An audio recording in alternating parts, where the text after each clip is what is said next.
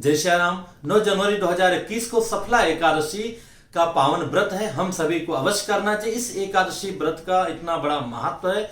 जीवन में जो भी हम सोचेंगे उसमें हम सफल होंगे। इसकी कथा बाद में कहता हूं। इस एकादशी व्रत की विधि वैसे ही है जैसे आप अन्य एकादशी व्रत को करते हैं। विशेष करके एकादशी के दिन एक दिन पहले और एक दिन बाद में, मतलब दशमी, एकादशी, द्वादशी को चावल, बैगन, कुंदरू, मसूर की दाल और लहसुन, प्याज इत्यादि सब ग्रहण नहीं करना चाहिए। 3 दिन आप नहीं कर सकते हैं तो एकादशी के दिन अवश्य इनका सेवन नहीं करना चाहिए। जो लोग व्रत नहीं रह सकते हैं उनको भी चावल इत्यादि इन पदार्थों को ग्रहण नहीं करना चाहिए। व्रत करें तो बहुत ही उत्तम है।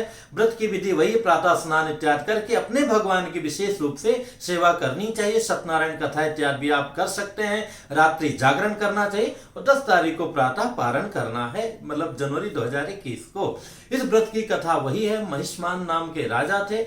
उनका पुत्र लुम्पक था जो पिता की आज्ञा का पालन नहीं करता था, बहुत विपरीत कार्य करता था।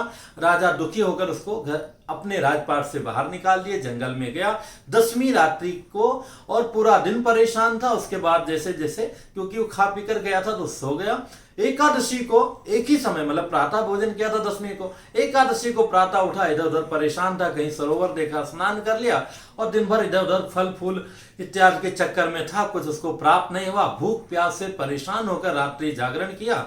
लेकिन उस दिन एकादशी, सफला एकादशी का व्रत था जो अनजाने में ही उससे हो गया। अगले दिन प्रातः उठा तो देखा जो है कि सब कुछ बदल गया है। उसकी बुद्धि निर्मल हो गई है। वापस आकर के पिताजी से उसने क्षमा मांगे, पिता की आज्ञा का पालन करने लगा। बाद में राजा ने उसको राजपाट सौंप करके स्वयं तपस्या करने जंगल में चले गए। आप सोचिए, अनजाने में किए हुए पुण्य से जब हमें इतना लाभ की प्राप्ति हुई तो अगर हम जानबूझकर करेंगे तो कितना हमें उस पुण्य फल की प्राप्ति होगी, जिसके कारण हमारी मनोकामनाओं की पूर्ति होगी। अगर बिना मनोकामना के भगवान की प्रसन्नता के लिए किया जाए तो सर्वोत्तम है।